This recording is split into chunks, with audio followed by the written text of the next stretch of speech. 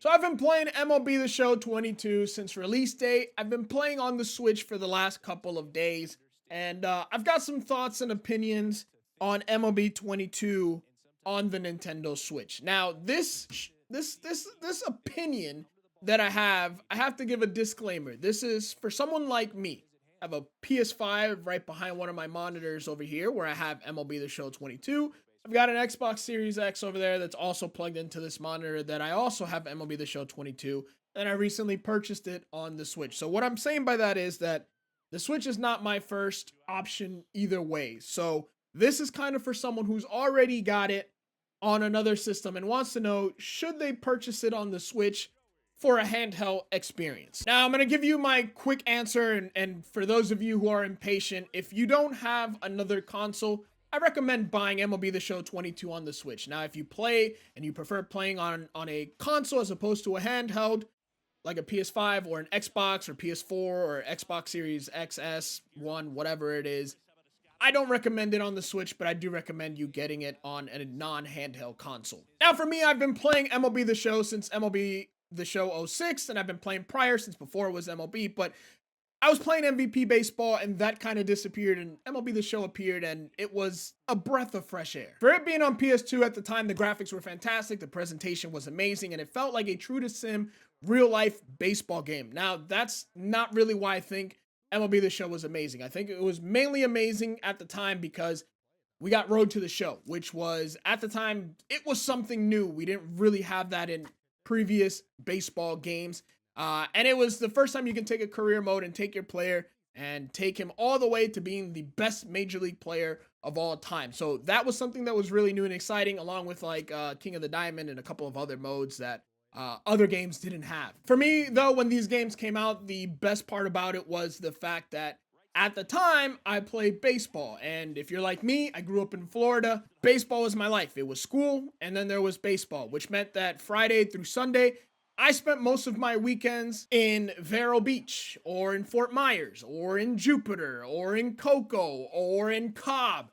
Every weekend I was playing some tournament where from Friday after school, we'd be driving, and I'd be driving 2 hours to just barely get on time to play an 8 p.m. game somewhere 3 hours away, and then play 2, 3, 4 games on Saturday, and if you won, you play 2, 3 more games on Sunday until you lost. That was what I knew. Now, however, the thing about this is that in 3 days, although you're playing a lot of baseball, there was a lot of downtime, which is why I was very thankful for MLB The Show. When you weren't in the hotels running around with your teammates, you were on your PlayStation Portable, your PSP. And MLB The Show 06, especially on those very long car rides, was the best thing that could have happened to anyone who loved baseball and video games. What I'm trying to say is that this game has had a very special place in my heart for a very long time.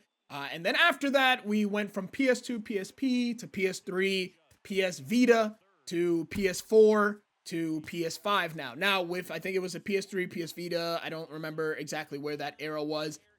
We went from having to have 2 separate games and 2 separate save files, whether you were playing on the handheld and the console, to being able to transfer over your saves.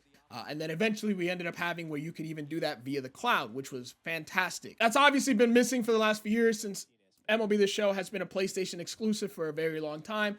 And since the PS Vita, we have not had a handheld version of MLB The Show. Thankfully, last year, we finally got MLB The Show on Xbox. And now we've even have a deal with Nintendo. And the game has been ported over to the Switch. And I think that's a light way of saying it. So I had originally played the MLB The Show 22 on the Switch during the tech test. I've heard many things about this game so far.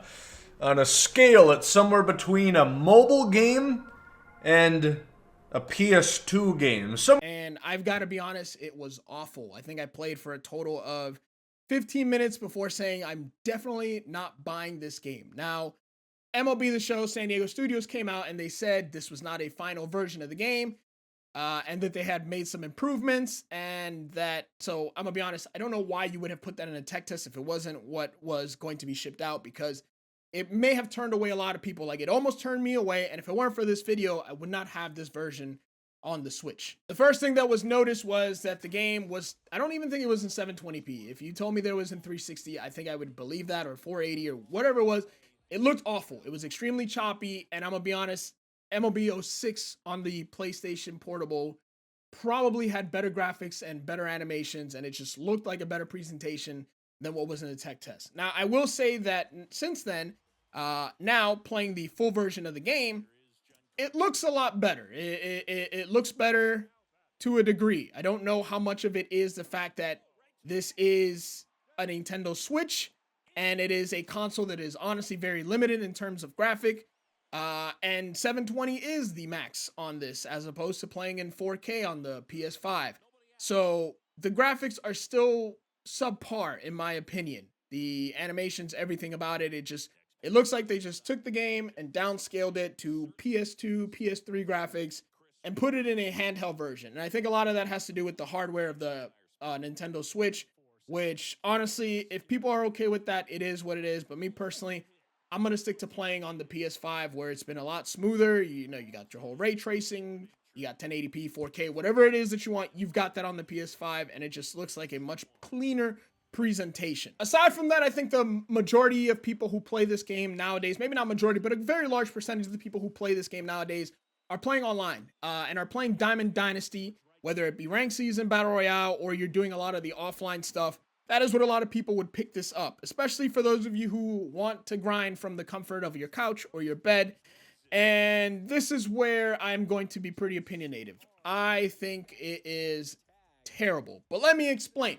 I think the reason I think it's terrible is because I try to play with the Joy-Cons, and it is one of the most brutal and most painful experiences you can have playing a video game. I think it's honestly, this game is not meant to be played with Joy-Con. So let me explain that. This game, if you're playing at a competitive level, you're using zone hitting, and at this point, you're using pinpoint pitching, which take two things. They take a lot of stick skill and they take a lot of timing.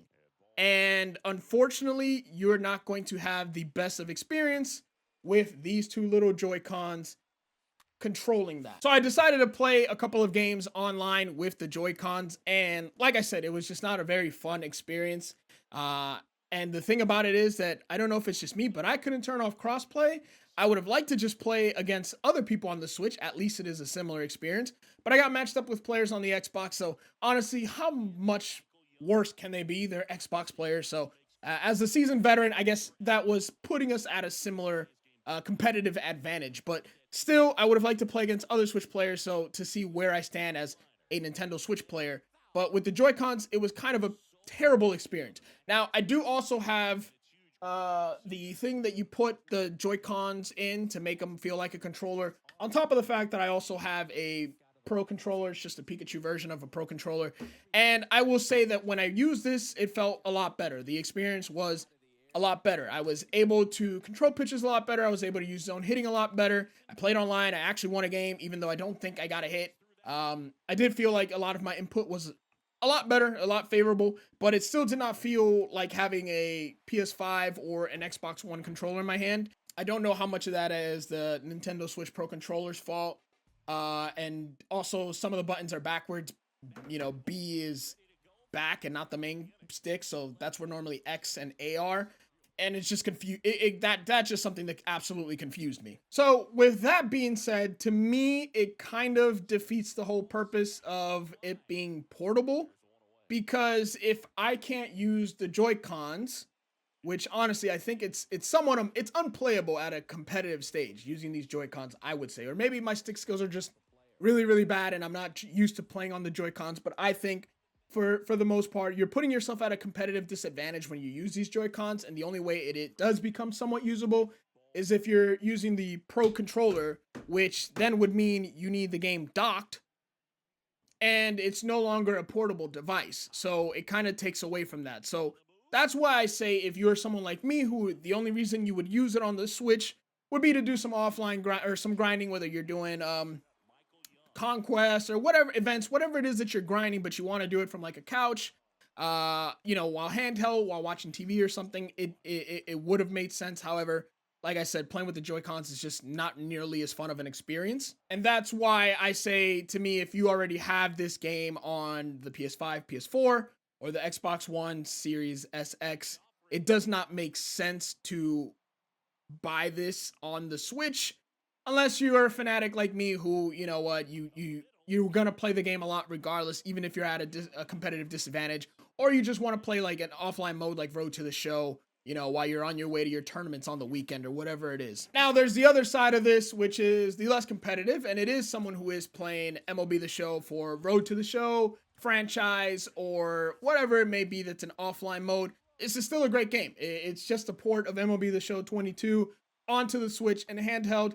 But again, I feel like you will struggle a little bit with the Joy-Cons, but it's still a fun game. It's still a great game. It's still MLB The Show. You're still going to have a lot of fun with it. So if your main console is the Nintendo Switch and you do not have a PlayStation 5, or you are someone who is going to be traveling a lot and you can't bring your console with you all the time, then yes, I recommend this game very much. Anyways, I feel like I've dragged this video far too long. Anyways, this is your choice at the end of the day. Either way, you make your own decisions. You decide whether you want to play on a Nintendo Switch or on a console. And let me know how you think about it. Have you guys been playing on the Nintendo Switch, and what's your opinion on the game?